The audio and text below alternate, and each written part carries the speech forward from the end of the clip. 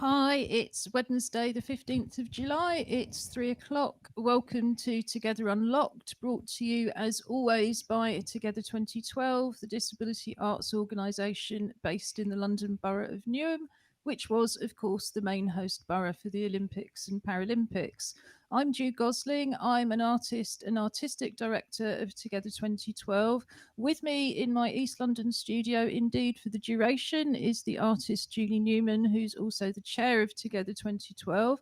We'll be coming back to us in a minute to do some audio description, but first over to the other end of our very long virtual sofa to the West Midlands for some introductions and audio description there. Well, good afternoon. Hi, I'm Robin Surgeonator. I'm Business Director at Together 2012, also known as Angry Fish as an artist. Yeah, I am on the other end of the very, very long virtual sofa, which I've as yet to find any money behind, which is quite disappointing. Uh, so yeah, we're up here in Sutton Coldfield. Today I am still sporting increasingly long white silvery hair, but I like it. I've decided I like it. No rimmed silver armed glasses. My 5 o'clock shadow is now quite a lot longer than that and darker, but hey. And I am wearing a grey t shirt which says Rolling Stones across the upper part of the chest. And then it is logoed with the very famous Rolling Stones kind of massive lips picture. So it's a huge pair of lips with a tongue sticking out and a Union Jack painted on the tongue.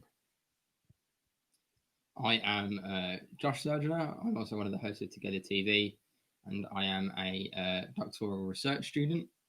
I've got increasingly long, swept over blonde hair, and I am wearing a maroon or claret. I'm sure Ju or Julie can correct me on the actual shade.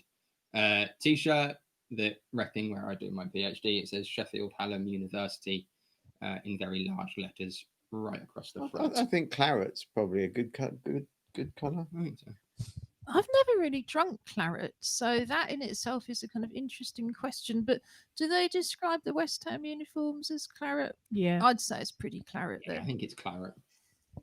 My hair isn't really claret, more carrot. It's a self-inflicted hennaed corona crop.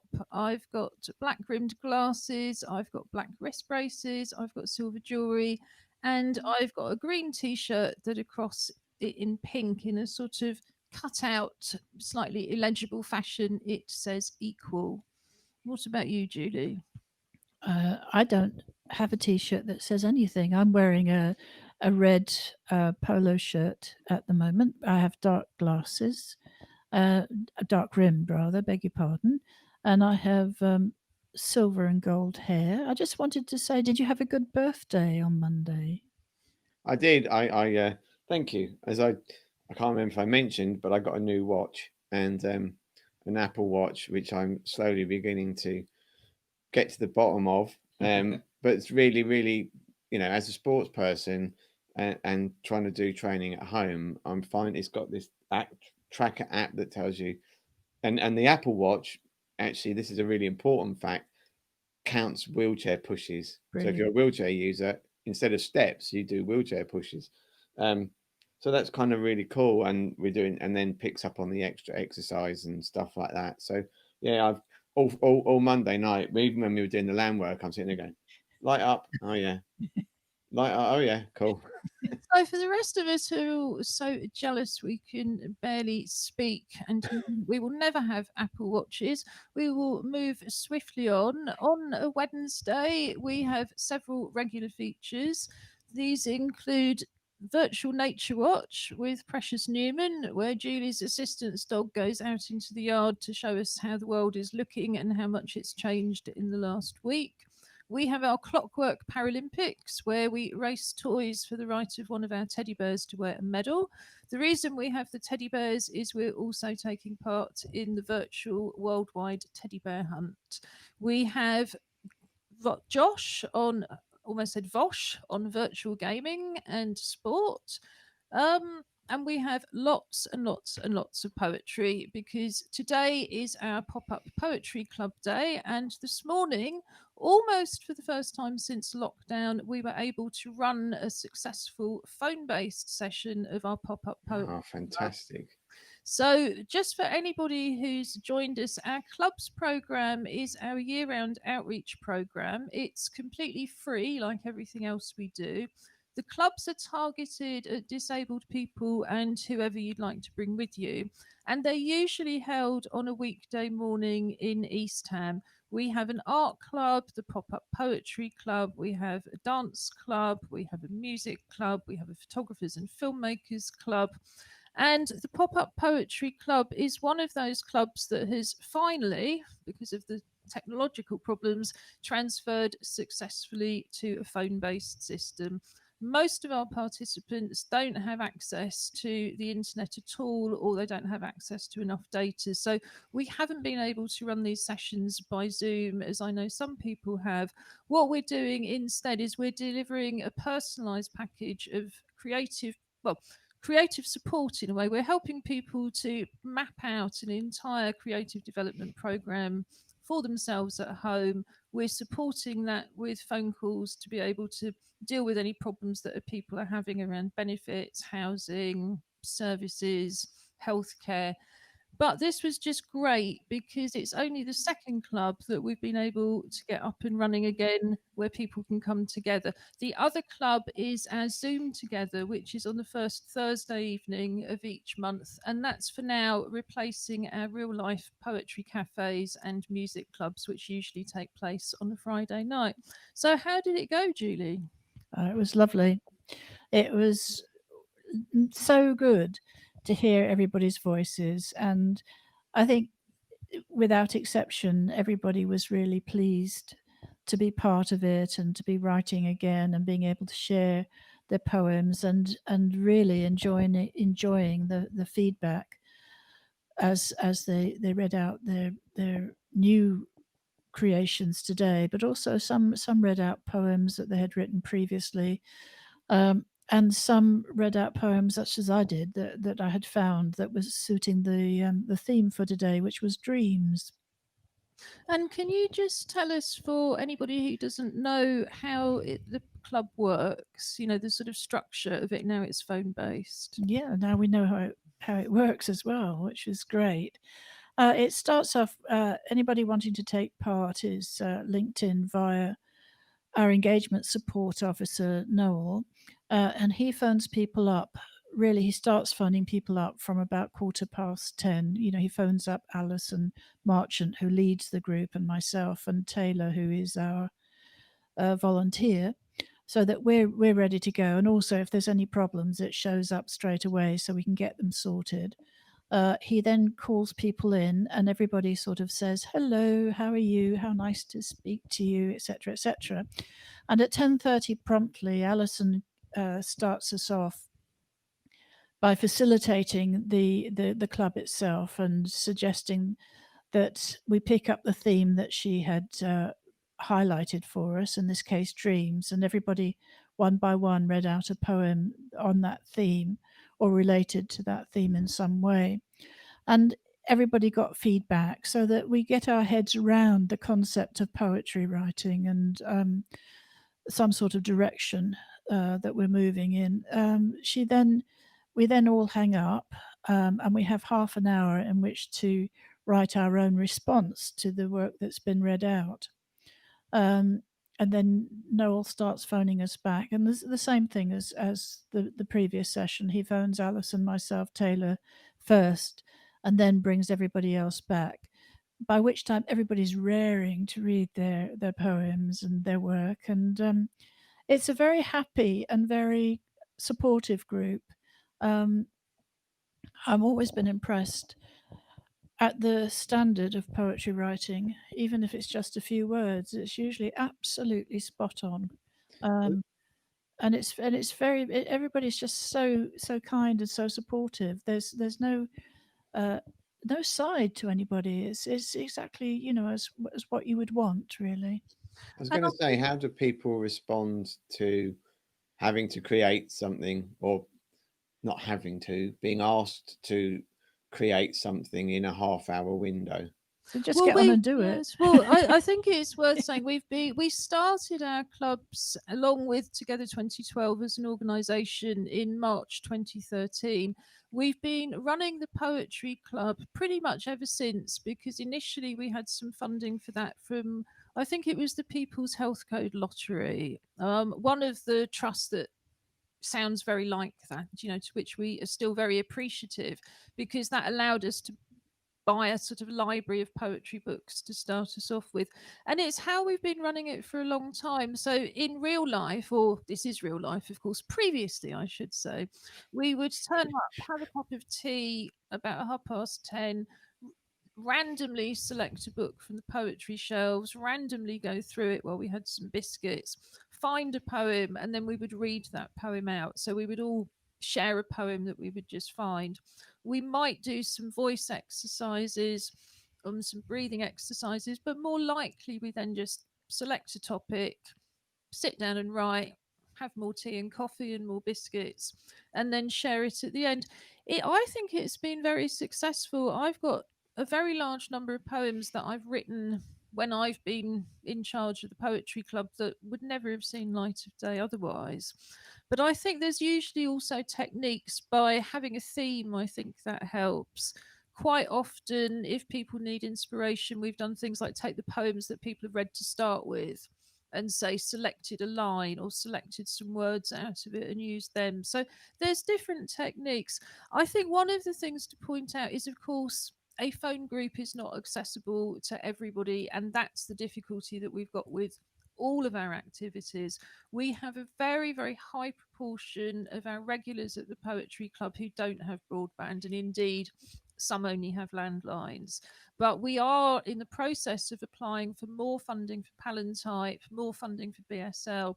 What I'm hoping to do is to set up a second club, which I will lead on Zoom, if and only if we can get the Palantype, because we've already had 2 inquiries from deaf poets. And I've had to explain that because these people are just not included in any of the digital offer, that we've had to do this as a first step. And as we said on Monday, it has literally taken 3.5 months for anybody to be able to design us a system where we can just have a group conference call that we pay for. Because, of course, that's critical as well. If you look at the charges, you can join in things like GoToMeeting by phone, but it's very, very expensive. And there's a very limited number of people that you can add to a group call from the organisers' end. So, what we're going to do in a little bit is read some of the poems that were written this morning. But first of all, we've got some chat topics, and I know in particular you wanted to talk to us about Harvey Price, Katie Price, and her campaign against trolling on the internet. Yeah, absolutely. I'm never too sure about people who suddenly appear out of nowhere and are stars and seem to have the capacity to earn a lot of money. And sometimes they're connected to reality shows, sometimes they're connected to modeling or some form of singing, songwriting, something that I'm not particularly involved with. But with Katie Price, I always think, she came along as Jordan. That was her work name. And she came to my attention really sort of very positively when she was able to demonstrate her public support for her disabled son Harvey. And what's more, she did more than publicly support him. She demonstrated over and over and over again through Twitter, through Instagram, through Facebook, etc., how much he was an integral part of the family and how important he was. And his father, it seems, never really was part of that. But, various relationships that Katie has had has always included Harvey, which has been lovely. Harvey has, although he's partially sighted, has always been very good at drawing, and he enjoyed, particularly when he was younger, he enjoyed drawing things like frogs, and they were really quite beautiful, and he used to share them. But he got trolled very, very badly by nasty, hostile viciousness. And Katie just carried on doing what she's always done, which is to support him and say, hang on, this isn't right. I'm going to do something about it. So, for the last couple of years, she's been progressing something called Harvey's Law, which is actually going to be a legal uh, tool, I suppose, to stop vicious trolling on the internet, and particularly for people who might be particularly vulnerable to that. I mean, I'm always horrified at the level of trolling that a lot of very well known disabled people get. I don't, and I think it's partly because possibly I come across as not caring, but of course, everybody cares if you get that level of abuse. I was speaking at an event, I think it was a diversity Pride Month themed event, doing some corporate training a couple of years ago. And there was a relatively young disabled actor who's been on one of the soaps, and the abuse she started talking about that she got on a daily basis was just, just absolutely appalling. I trained initially and worked for about the first 15 years of my career as a journalist, and I've still never been able to understand why the standards on social media are not the same as the standards for the rest of the media. You can take a print publication like The Guardian or The Mirror, you can put it online, it's still subject to the same laws. But somebody publishes what is effectively their own magazine, they can say whatever they like, and they can use these platforms like Twitter and Facebook and say whatever they like. I think the reason we were bringing it up is we also wanted to send Harvey all our best wishes. He's been in intensive care for 2 or 3 days now, which again is the kind of thing that unfortunately, as you know yourselves, families with disabled people often go through. And the COVID crisis is no different. People have seen their young people going in and out of hospital, in and out of different services. It must be so difficult when you, as a parent, can't go in there. And again, I think she's already mentioned that even with video calls, if you have a disabled young person who's isolated somewhere like intensive care, which is already very frightening, we've heard a lot about that during COVID, haven't we? About how people hallucinate, how it can be very frightening, the impact of the drugs. So we want to say, get well soon, Harvey. And Katie, we are right behind you. And, I just, again, I don't think these things should be forgotten about just because we have an economic crisis and a health crisis. That kind of level of nastiness, and particularly when so many people like ourselves are shielding, not having the same degree of social support, I think it's more important than ever that people are able to be on the internet without just being targeted and abused by total strangers. If somebody calls a name in the street, which they occasionally did, I can turn around and that's a criminal act. Surely it ought to be the same if somebody does that to us on a Twitter. So we've done all of that talking. So let's give you the final word in West Midlands. Well, I mean, I support absolutely everything you said, and I think the fact that she has always been so positive um, about having a son, and at the bottom line, that's what matters. He's her son, and because I know of so Bob Monkhouse, for example, who isn't with us anymore, but was a massively famous comedian, through the 60s, 70s, 80s, and probably 90s. Um, had a son with cerebral palsy who lived in a home, and nobody ever, or hardly anyone, knew he ever even had a son. And it's sort of, you know, it's not protecting them; it's hiding them. And I think that for her, I think, I mean, particularly because she inhabits a world that is so where appearance and credibility of how you look, how you behave is so important. That that just actually makes what she does for Harvey even stronger. And I totally agree that when I was growing up, I got called lots of names, not least by Josh because I wasn't great. No, but in all seriousness, and it's really hurtful. Um, but you're there, you can challenge them. You know, Someone writes something on a wall, maybe not, But going back to those times, you could challenge it, and it, like as you said, if it's in a one-to-one, a public situation, then it's a hate crime.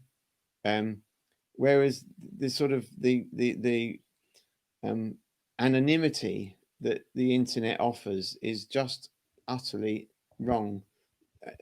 And it's still, I just don't understand what anybody gets from it. That there is no rationale that makes somebody feel good about what they've done. So I really don't understand it. Over to you, Josh. Sorry. Yeah, I mean, for all we've talked, especially in lockdown, about how great the internet is and it connects everybody. That is the downside. And yes, it can be anonymous. You can just create an account on a whim and some of the things that I follow a lot of sports news and gaming things, and not necessarily disabled people, but some of the things that kind of female sports journalists and female kind of games industry people have to put up with is just disgusting. It's absolutely sickening, some of the things that get said. It was in the news earlier this week that some 12-year-old had been sending racist messages to a footballer, and they arrested him. And I thought, good. Yeah. We need to change, and people need to learn that just because you're 5,000 miles away, or doesn't mean that you can still be a terrible human being, and there needs to be consequences for it. Or indeed, if you're in the same school, because of course, for young people, cyberbullying is a massive issue. I'm going to move it on now because I think we need to in terms of time. But I just wanted to repeat the advice that was given very strongly earlier in the year. If somebody trolls you, block them. Do not respond. And, that advice is very simple, but it's really important. Don't respond. Don't take any notice. Block them so you can't see any more messages from that person in the future.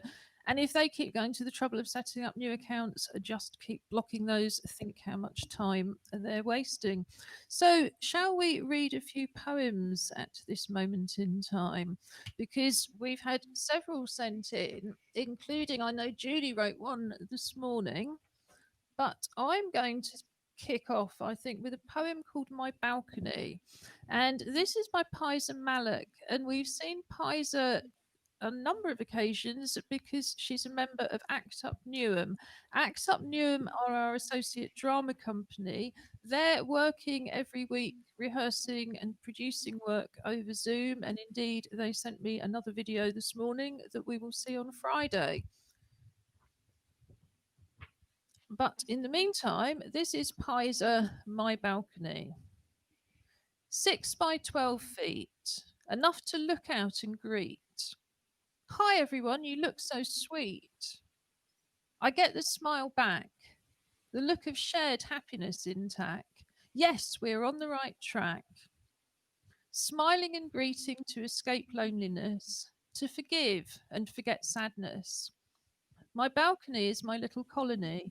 It is just enough to keep me merry. Looking at the sunflower swaying, pink lily opening, red roses blooming, watching neighbours going, waving, have a good evening, everybody. Regards from my cute balcony. Thank you, Pizer. Cool. So, Julie, shall we hear yours? Can do. I was going to read Alison's actually. I had a text with Duncan's on, but I'll put that up on the website after. This is Alison's, and she said it was more of a stream of consciousness than an effort to write a rhyming poem, which I think is perfectly acceptable. This is Alison Marchant. Dream of a portrait. I dreamed of a woman as if in a flickering Super 8 film, standing there in a tattered coat with a fur collar. The year 1940 flickered across the film frame in bold text. She stood on an empty battlefield where I was a tiny child collecting stones which I passed to her one by one. She had waited a long time and had a very hard life. I think she was my great-grandmother standing there after looking for her son lost in battle. Well, that was great, Alison. Well, I'll read another one and then we'll come back finally to Julie's from this morning.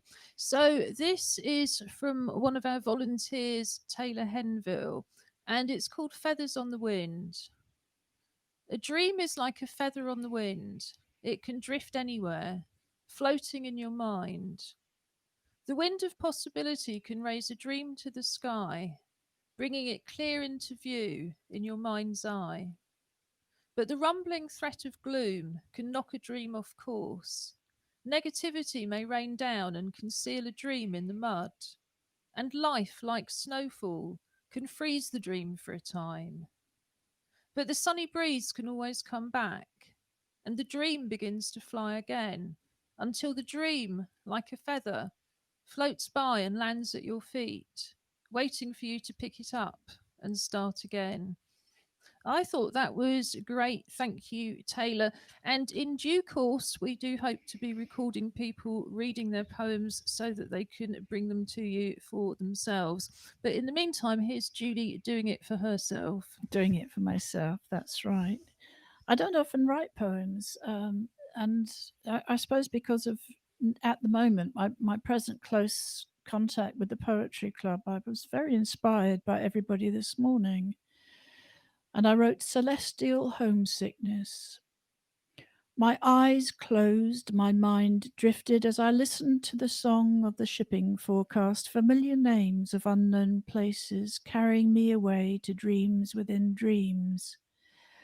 I swam with the stars and danced on the moon, my feet not heavy, my spirit light enough to carry me up and over the brightness of countless constellations, diving in and out of meteor tails, delighting in the spark that light the endless night.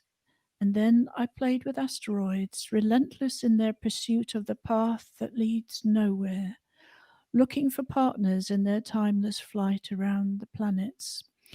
As I awoke from the dream within the dream, I reached back to the stars and the endless dance, longing again to feel the joy of the light and the wonderful belonging in the night of endless dreams, to join in the dance and play with the stars, forever part of the harmonics that form, calling to all but unheard by many, the glorious song of the universe.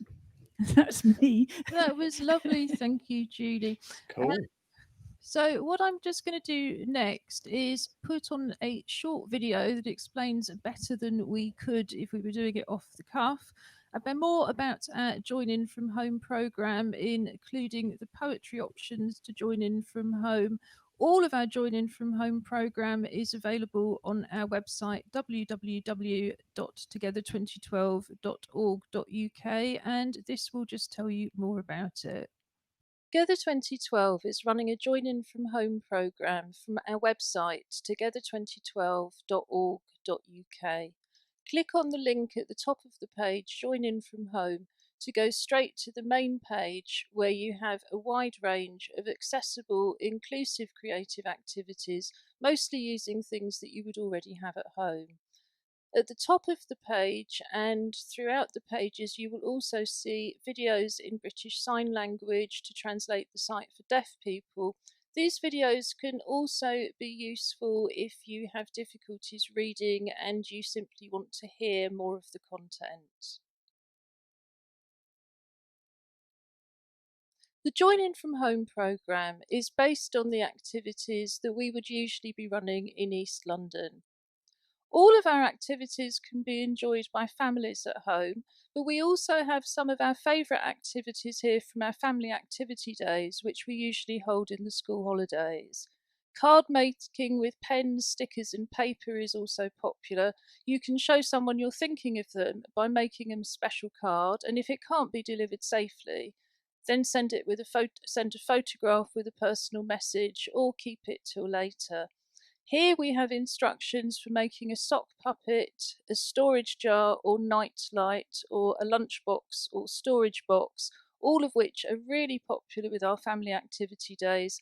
And you can click on each of these links to get full instructions. So with the sock puppet, for example, you have lots of instructions with photographs to show you exactly what to do. Same with the storage jar.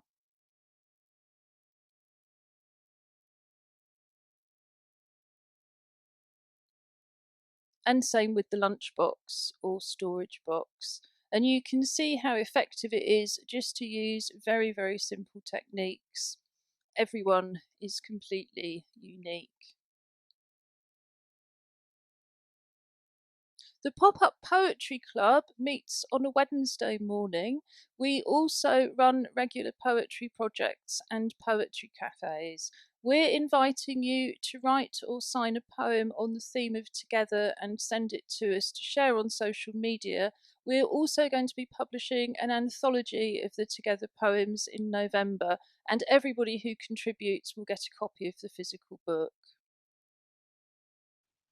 And in fact, Richard Downes, who is very well known on the disability arts poetry scene and, among other things, runs the Pandemics, has sent us a video poem on the subject of Together, and we're going to hear that at the end of the show. But next, it is time for Virtual Nature Watch, where, given that our garden is too small to socially distance and we're on the shielding list and can't go out, we send the dog out instead to send us back some news. She was looking in particular this lunchtime at the weather, wasn't she, Julie? Why is that? Well, she was indeed. She was wondering whether it was going to rain or whether the sun was going to shine, because today is Happy St. Swithin's Day. St. Swithin was a saint who is now associated with drought and trying to have the miracle of removing drought. But he's buried in Winchester Cathedral. And there was a sort of, I think, 17th century sort of fable that grew up about if it rained or the sun shone today, it would stay like that for the next 40 days. Over time, this has been disproved many, many times. Surely not. And the closest it came was, I think, actually London, where it rained for 30 days in the 40.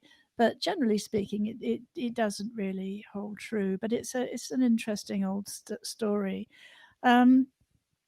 I think the weather was so undecided today that poor old Precious was very undecided about the whole business. And in fact, she went out a couple of times and with much the same result. There was great puzzlement on the part of the puppy. I mean, I hope it's true, and I'm really hoping for not a very hot summer indeed, just because it gets so hot in East London, and not being able to open all the windows and not being able to go out is not really ideal. Although, having said that, if it's really hot, I don't go out anyway, so it doesn't really matter too much. I think only English people do. I mean, I was having a conversation with a taxi driver last summer who just couldn't stop laughing because he said where he came from, if it's very hot, you cover your skin up to prevent skin cancer and you put up a brolly to stop sunstroke. We fling all our clothes off, head for the nearest beach, and judging by the more recent photos of the bank holiday, go absolutely mad, which Precious probably would too. But let's see what she's been up to. You've rearranged your garden as well, haven't you, Ju? Yes, she's checking out. I think I said last week I was very proud of myself managing to put down some new tiles, although in fact they're just literally slotted in. She still thinks she can get underneath my shed, but she can't. She also thinks there's people living under the shed, and actually I have checked loads of times. There are no rodents whatsoever, but good thing that she's patrolling. She's just seen that I've moved my garden seat, which is probably confusing, but when your garden seat is less than a metre away from the next door's back garden and kitchen door, that's got to be done. So I have now moved the seat onto the decking and put it in a place that is just about 2 metres from the borders. Now, I think you always say this is her trying to get somebody, another dog to come Yeah, out. she's calling her friends. And actually, that's her brother, who seemed to be ridiculously high. or was it a cat? I honestly don't know whether that was a cat trotting down. I hope it was and not Jazz. You never Jazz know. being my assistant's dog, but no, you don't know indeed. I think she might have just missed a cat, but she knew there was one there at some point, so she's still looking for it. She tends to be very forgiving about garden fence walks, although she does like to keep an eye on things and just make sure it doesn't come back again. Well, let's be fair, Julie. She actually staggered outside the back door and hasn't bothered to go any further. Well, there's that. I mean, she's looking round. Yeah, she's great. great. She's moving. She's moving. She's going forward. Oh yes, the things have moved. What? I don't know what's moved. Something's moved. Oh yes, there's. Oh gosh, Yeah, I'm going back now. Yeah, yes. it's too much. It's just too much. So, yes, not exactly the most exciting thing in the world, but I don't know. I think I've been really struggling the last few days with that kind of sense of lockdown is not over for us. And the news has not really been incredibly reassuring about how long people in the shielding group realistically are going to have to take precautions. But it's good to be able to look at the garden from the inside, and that's really what I've done. I've kind of turned it round as much as I can so that we can see it better. I mean, I think it looks really attractive. I mean, I think even being able to look at that, it's. I mean, it might be the kind of the lens that the camera you're using distorts quite how big it is, but it looks bigger than you describe it. And the sun out there always seems to be jolly green and creative looking. Thank you. Well, yes, and I think it's just that sense of not being able to really kind of sit out there for any length of time. And yeah, I think I really appreciate having it. But I think, as we've talked about before, and particularly during Mental Health Awareness Week, month, it is tough if you're shielding in particular. It's tough if you're not shielding and you've lost your job or you're having to use food banks. We have to be kind to ourselves and say it's okay to be struggling sometimes. And sometimes just looking out the window at the sky can be enough. It didn't really tell us one thing or the other, as St Swithins, did it? Not really, no. It keeps looking like it's going to rain, but it hasn't. So I think we should move on to our weekly sporting and gaming section. We start off, as we said earlier, with clockwork toys racing each other to see whose teddy can wear the medal. For some strange reason, the Paralympians over in the West Midlands always seem to win. But introduce your bear first, Robin. So this is Olivia. Olivia is one of Emily's. Well, nearly all the teddies we've looked at are Emily's, but because they're not something I've kept. I did have a teddy for a long time called Tinkerbell, but not anymore. I don't know why it was called Tinkerbell because it was a cat with no legs. But there you go. So, because she had to fly everywhere. Well, I guess so. Could be. There you were. You all saved up, clubbed together, got him an Apple Watch, and what he actually needed was a teddy. Well, I had my old pink Ted so maligned last week that he's retired, and Anna the ballet bear has come out for a second shot. So I think the way we did it last week was you looked for the toy that was in my right hand or the toy that was in my left hand. Yeah. So what's we're going with your right hand this week? Your right hand, as we look at it, which will, who knows? The one that's on the right of the frame as they leave your hands. All right. Well, I'll leave you to do the commentary. In terms of the audio description, I have a very small landing. We race clockwork toys up it. They make a strange noise, which you can hear. You can usually see me kneeling on the floor, putting the toys down. The toys sometimes coming towards you, sometimes going off in their own direction. There's some bookshelves behind, and it makes a kind of strange rattly noise. In fact, I'm going to give you Anna because I realised I was just squashing her trying to operate this at the same time. So over to you for the commentary. Okay, so another exciting race to take place. Starting out with, right with the green the green something or other. We believe it could actually be. First or second. Yeah, at this point, I know it's there is possibly some interference going on there. Yeah, so sorry. I mean, it's very difficult to tell, really, because I mean, thankfully it's not raining. Oh yeah, the green one. Sorry, the green has gone further. Yeah, so the one that was released from the right hand as we were looking at the screen has indeed. My right hand, Robin. My right hand. Yes, which is the green one. So I think we won. If we can rewind this to where what came out of my hand. The green one. Yeah, absolutely. Released from your right hand was the green worm. The green. No, that's my left hand. But it looks like you're On right. the right on the screen, it's the right. The screen, it's the right one. I mean, I have to. Thank you, Julie. Like agreeing with them, but the green. I did. I was very specifically said the right hand as we look at it. And we called the colour at the start as well once we could see. So this is victory is ours once again. Yeah, well, it was definitely the right hand on the screen, and that was the green one. But that's not what I meant at all. I meant my right hand, as you see it on the screen. This is my right hand, and I'm sorry. But it's 3 here against we 1. go. Yeah, it is. We win. We win. Next, we'll have to go back to colours, you see, because that's a lot less. Well, no, because you worked out which colours are the quickest ones. What I'm going to do, I'm going to go through our caption at the end. Thank you for Julia from Global Real-Time Captioning, who is typing away at the moment, doing our live captions underneath on the website. When you watch this as a recording on YouTube later, it will have those captions embedded. But once I get that transcript through, I'm going to find out exactly what you said, and if necessary, we'll be taking it back. The record shows right-hand side of the screen. It was, I must say, yeah, that's what I understood. Sadly. Well, it depends which screen you're looking at, because the one in front of us.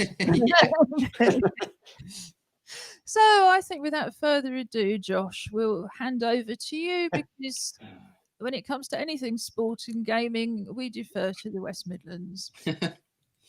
Yeah, so the first thing I was going to talk about this week is that last week on Thursday, I believe, was the Inspiration Games, the highlights of which were shown on Saturday afternoon on BBC One, which there'll be an iPlayer link available after the show on the highlights page for that.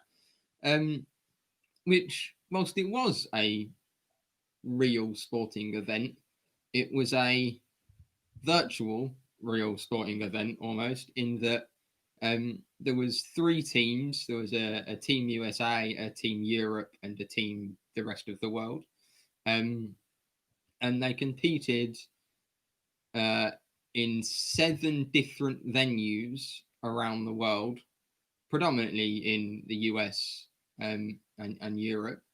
It was all kind of hosted from Zurich, with kind of very complicated method. They were all the timing guns were all synced up from Zurich. When they started it in Zurich, it started everywhere else, and then there was kind of live feeds coming in from 3 different venues, which they then kind of synced up and then replayed, so that the people at home that were watching it watched the race synced, so that whoever crossed the line first won, obviously accounting for the kind of signal delay. Don't know how they did that. We had enough trouble syncing it between Newham and Birmingham. How rude. So yeah, that. So and it was bizarre, but it was kind of quite cool to see some kind of, actual real athletics, going on. There were a few hiccups and things, which I think has to be expected. But I thought the technology that must kind of go into that is and they were all kind of watching each other on live streams, not necessarily in the running races, but kind of they're doing high jump and long jump and things. So they'd run, they'd do their jump, and then they'd go back to their own little station that had kind of clean, hand sanitation stuff and cleaning things, and a kind of iPad or laptop for them to then watch everyone they were competing against do their jumps all over the world. And it was just really cool to kind of see that kind of. Yeah, it sounds fascinating. I mean, we've said before, we're not a taking part in sports show, but we are interested in the drama of what's available to watch. And it's not that we don't want to take part, but obviously right now it's a little bit difficult. I know you guys are doing all of your land work, but our wheelchair dance company is pretty much kind of had to hang up its costumes for at least another 12 months, I should think. Do you think they were seriously trying to experiment to see if sporting events could take place competitively? I mean, it sounds fascinating, but the thing that comes back to me is that if you've got different wind conditions and different temperatures and slightly different surfaces, and I'm not even a sports person, Yes. it's kind of difficult to say that it's fair. Yeah, that is one of the things that I was thinking when I was watching it, that you had someone running in Florida in the sunshine with a crosswind. You had somebody running in LA with a tailwind, which is when it blows from behind you. And then someone else was running in Papendal in the Netherlands in the pouring rain and headwind. And typically you'd think the person that's running with the tailwind would win because the wind pushes you along. It helps, certainly in athletics and over the shorter things. Altitude and wind speed is the difference between world records and not. So there are definitely issues. I think if it was any kind of major things like a world championships or an Olympics, it wouldn't work.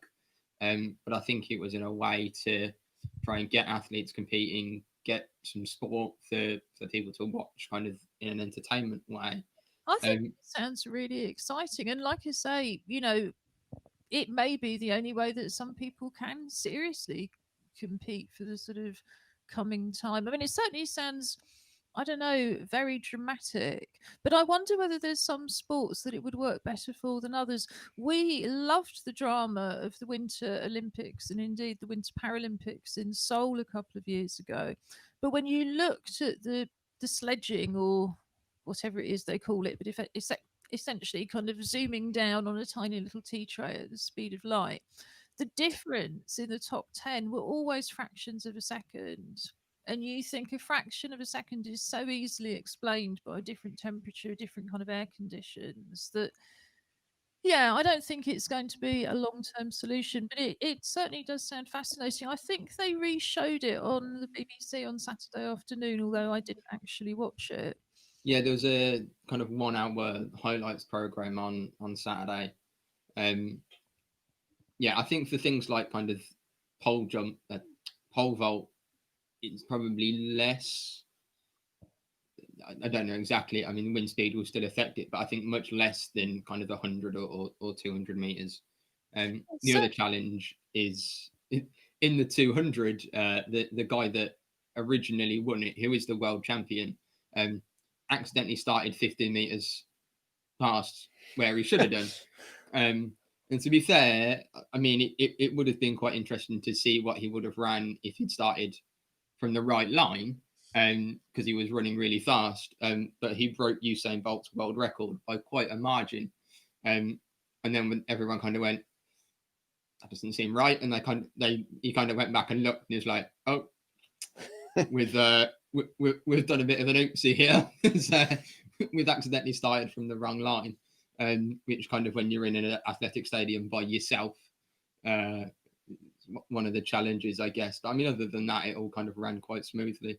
But yeah, it'd be interesting to see kind of what happens. It certainly sounds very much like something that could be done in the music business more easily.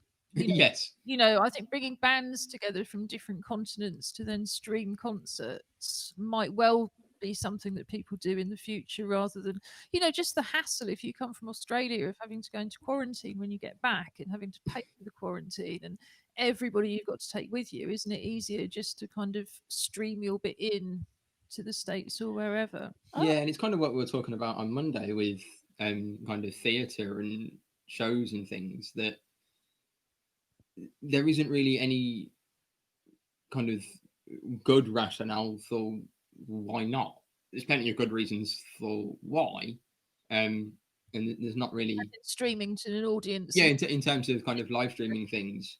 They could have argued before lockdown, it's the infrastructure, and how is it going to work live streaming to all these different things, which is kind of a bit of a rubbish excuse anyway, because it's already done extensively. But I think there's so many possibilities with the internet for sport or art or whatever.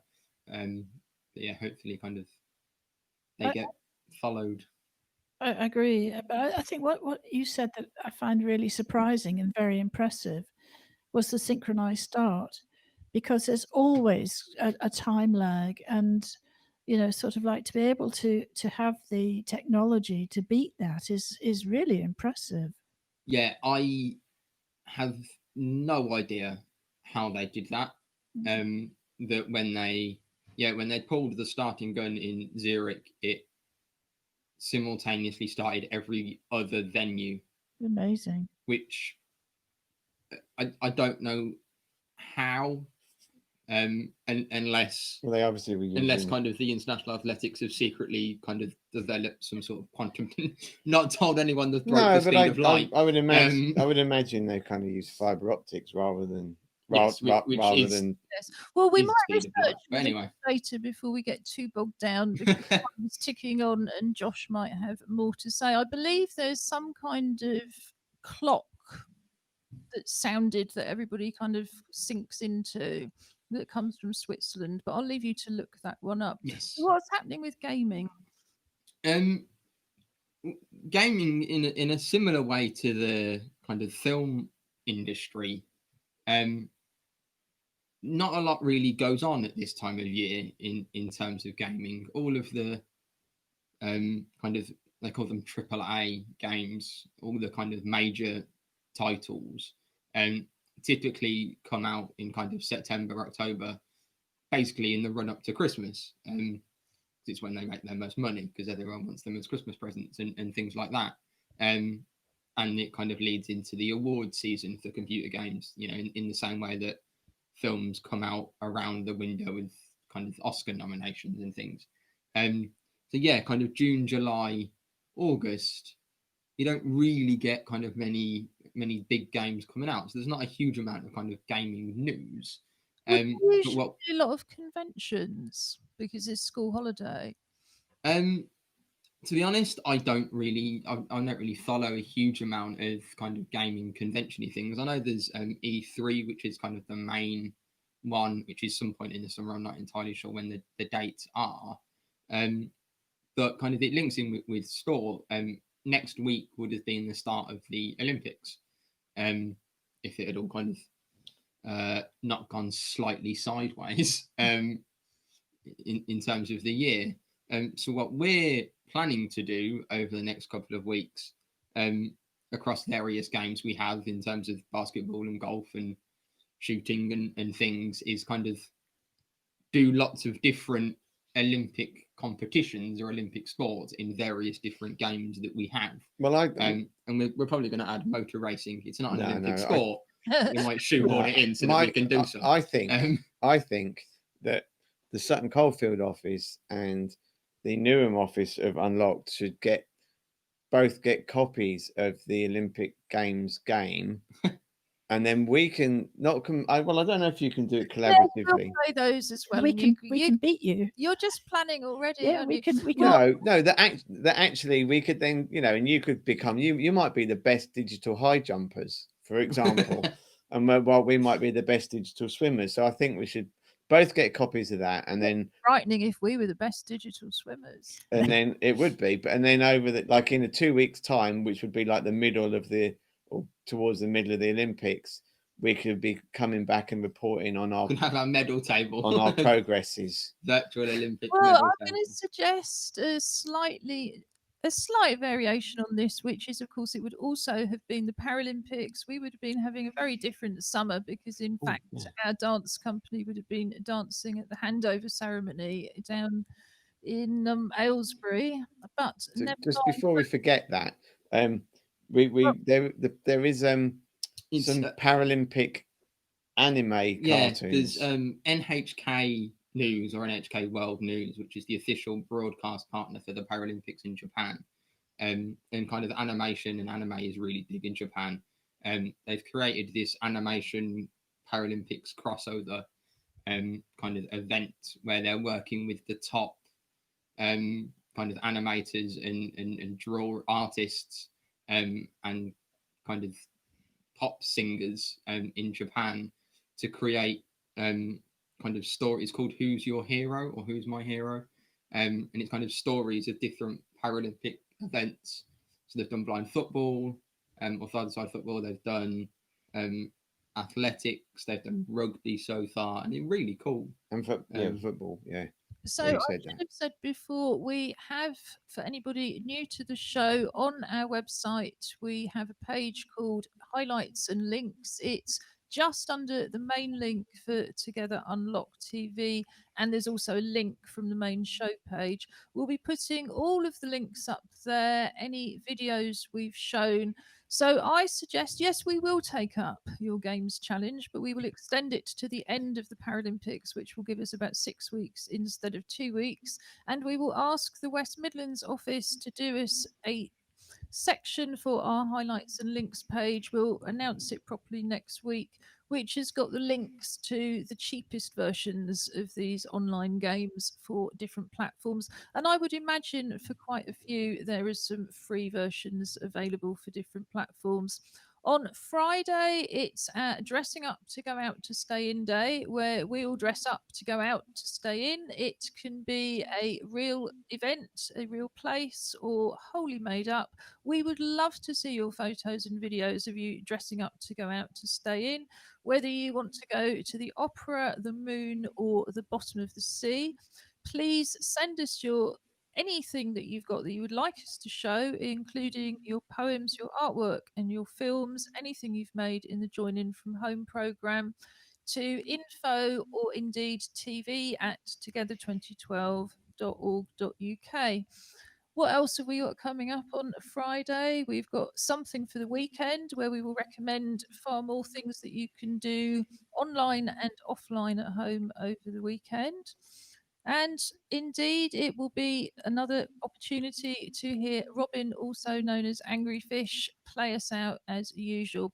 I've got contributions from Act Up Newham. I've got contributions from Pamela Hillier, has sent us in some work. So there's going to be quite a packed show on Friday. Today, after we've just said a few goodbyes, we're going to play out, as we said at the beginning, with a film poem called Together from Richard Downes. So we'll say goodbye from East London. We'll say goodbye from Sutton Coldfield and see you Bye-bye. Friday. Yeah, thanks for coming. Bye. And how doody? This is a poem called Together, and it's for Together 2012. It requires a little bit of audience participation. I'm going to ask you if you remember an advertisement which always ended with a man saying, "We want to be together." He said it in a Brummie accent.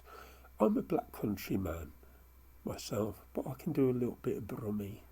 We want to be together. So see if you can say that in a Brummie accent. We want to be together. I'm confident that you can. So now I'm going to start my poem. It's called Together. In a Brummie accent, like in the advert, everybody say, "We want to be together. Together. We want to be together. Together we stand together. Stand together together. Sit to face each other, facing one another. Talk about the weather. like strangers becoming friends, friends becoming lovers. In a Brummie accent, everybody's got to say, we want to be together. Together we mingle together. Together we become like one another. Together we speak for one another. Speak for your comrades, brother. Like you alone can group together. You and me will work this thing together. When, in a Brummie accent, everybody says, we want to be together. Together. Like this, together, like that. Two words that go together. Together we get it together.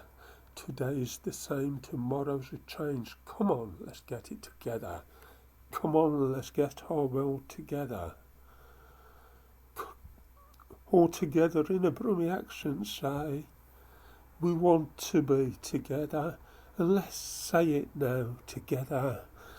In our own time, but together, like it's a new rhyme forever. We'll speak these lines forever. It will be sounding fine together. We'll get along strong together. Everybody in a Brummie accent say, thank you, you've got it. Bye.